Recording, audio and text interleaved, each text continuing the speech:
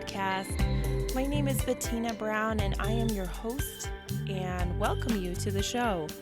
This show talks about living a life to your fullest so that you can live without, or as much without, guilt and regret as much as possible. And every show I start off by saying that I am not a licensed counselor, psychologist, therapist, but I am a healthcare professional who cares about the entire health of a person and also wants to figure out what makes us tick and what makes some of us go for it and risk things and what makes others of us not. And how is it that some of us are risk takers in one season of life and then kind of sit back on the sidelines in another?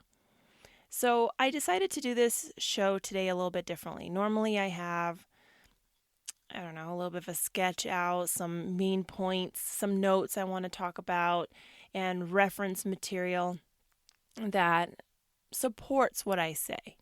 And I will have some references out, but I wanted to just put a show out there today about what's going on. And what going on, it does not have to mean that you're listening to this on Cinco de Mayo, May 5th, 2020. It can be at some other point in time. But sometimes what's going on is insecurity, not knowing what's going to happen, thinking that we have more control over our surroundings than we really do. Sometimes thinking we have more control over our behavior, what words we use, what thoughts we have, than we really do. And this week I had to pull out information that's kind of helped me in the past. And I kept seeing on my feed and through conversation the same words coming up, And one thing that kept popping up was the topic of anxiety, being anxious. And I am not typically an anxious person, but I've had that feeling of my thoughts just going 100 miles an hour, going. What about A? What about option B? What about option C, D, E, F, G? And if that doesn't happen, what about Z? And just feeling exhausted, feeling really exhausted and blessed and grateful at the same time, yet going right back into the mind frame of, well, what's going to happen? And the reality is we don't know from day to day what's going to happen. So in the process of another project, because I may have way too many projects on my stove, I once was told, I had a dream that, there were octopi everywhere, and they were different colors and yellow and blue. And it was a weird dream. Like, I don't dream about any sea creatures. And I looked it up and it said, if you have dreams about being an octopus or having one nearby, it's because you have your hand on so many projects at the same time. And that's probably like my life mantra. But that was going on this week. And I decided to pull up a sermon that has really just, I feel, stood the test of time no matter when I listen to it. And it's from Elevation Church, and the pastor is Stephen Furtick, and it was in his series called Savage Jesus. Now, that might not be your topic, and I understand that, but he said the entire point of Jesus being here on earth was not to provide comfort. It was to provide confrontation to what was going on at that time. That there were all these rules and rules and rules. Thought about our over-regulation, even our structure. Like, we have to do this, we have to be at school this time, we have to, think about your day, and it's kind of like we impose our own rules. But the whole point was to upset that and get back to the purpose of what's really important.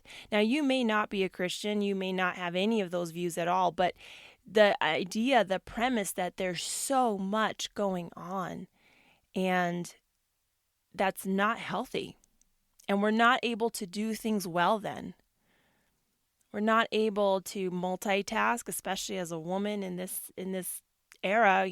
That's kind of our gold star, our badge of honor is that you get to multitask, and that's not true.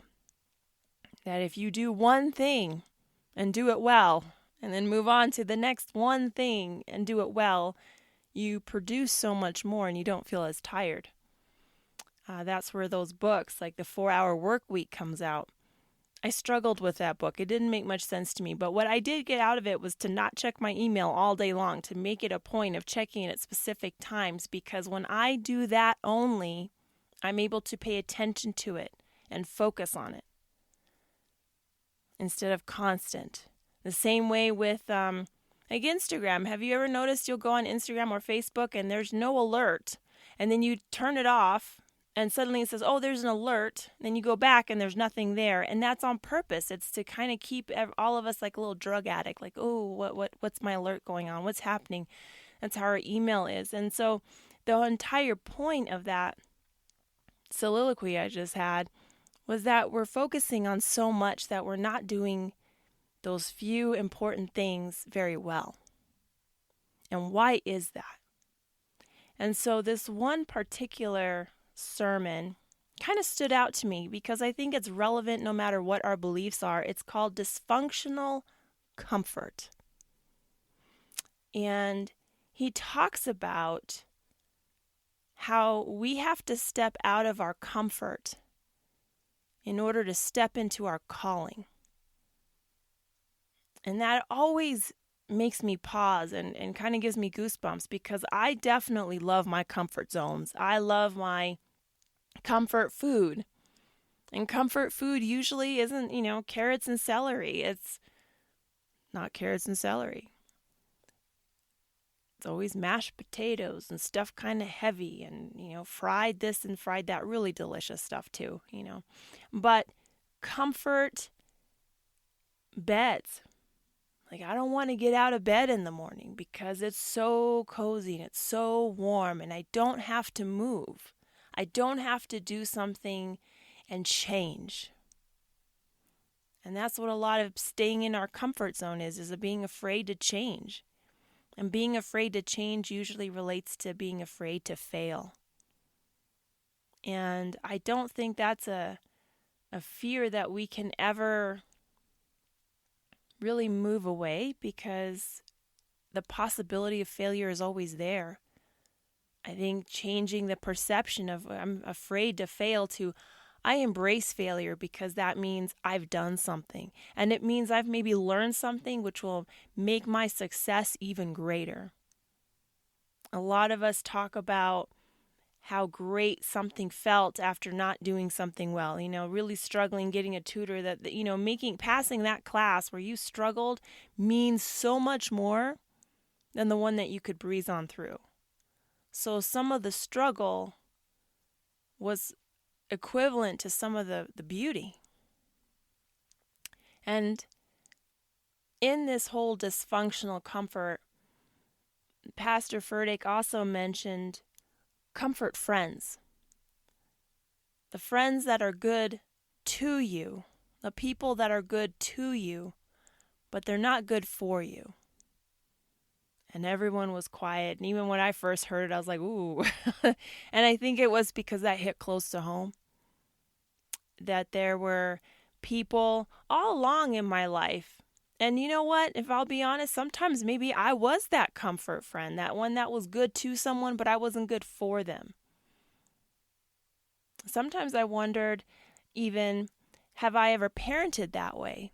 Have I been so good to my son that I have not been good for him? I haven't allowed him those opportunities to plant his own roots. They don't grow deep because someone built a bigger hole for you. They grow deep because you have to push through the soil, and then they're solid. And even if you get chopped off, you still have the potential to grow again. I know that because I have dogs who have eaten through my plants.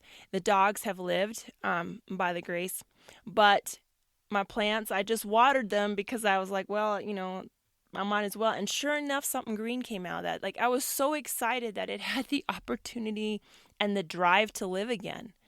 And so it went out of its comfort zone. It was completely uncomfortable having been eaten. It's just this way I was uncomfortable when I felt in life that life had chewed me up and just thrown me to the side. Or like a washcloth that you just kind of make soppy wet and you don't even have the kindness to wring it out before you throw it to the side, just like a wet washcloth, boom, on the wall and then just sliding down. I felt that way. My heart's felt that way. My mind has felt that way. And that was uncomfortable. But through those experiences, I grew. And so having to go through something that's uncomfortable is also very scary. And we see things, I've read it, fear, the different acronyms is face everything and rise, or fear everything, and that's really nice, and it's a good thing to read, and it's a good thing to believe. But then there are those moments when your fear is real. You are legitimately scared. And you're scared because you're not sure how to get out of this comfort zone. Or you're not in your comfort zone and that door to get back in that comfort zone is shut. So where can you actually learn and grow from that? So that was one of the best sermons because he just talked about how we are also designed to comfort one another. And we are, according to him, that we are designed to comfort one another. And in my belief, God is designed to comfort us. But it never says anywhere that we are to comfort ourselves. And perhaps when we are really afraid and we are looking for friendships, relationships, online, drugs, alcohol, ways to busy ourselves, that's definitely one I've been very well known for, just busy, that we are trying to comfort ourselves from something that we are really to experience the discomfort of so that we can walk out of that comfort and really into our calling of our life and our purpose and our joy and experience true happiness with that. What about if all of this stuff that's comfortable does not bring us anywhere? How much comfort is that one day when you get to look back at your life and you don't get any second chances? You don't get to go to school anymore. You don't get to buy that car you've always wanted. You don't get to write to person a letter because they're not there to read it. We're now uncomfortable and we have to live with that. Perhaps being uncomfortable is more a part of life than being comfortable is. And I have to say that struck a chord with me particularly this week in many different, if you look at the wheel of life, in many different aspects. I was uncomfortable getting out there, doing a podcast. I was uncomfortable changing jobs. I was uncomfortable with some of the way I interact with people. I was uncomfortable starting a project where I didn't know if I would succeed or not. I was uncomfortable, but I have to say in all of those instances, I grew a little bit because I stepped out of that comfort.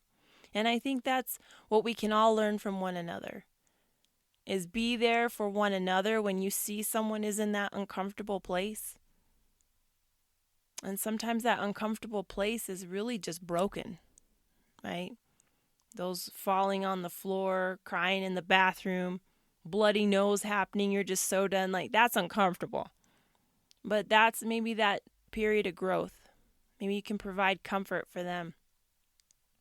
And maybe being more aware of who's providing comfort for you. And if that's never the case, are those one of those comfort friends? The ones that are good to you but not good for you. I would encourage anyone to listen to that sermon, and regardless of what your beliefs are. I think we can always learn and grow.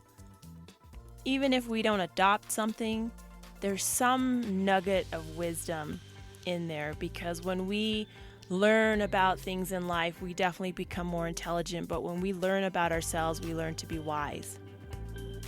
And there is wisdom in every experience and in every podcast that you get to listen to, that I listen to, and in every experience that we have. There's a little nugget of wisdom in there somewhere. So that was my little story today. Thank you all for listening, and I appreciate your time, and let's just keep building one another up.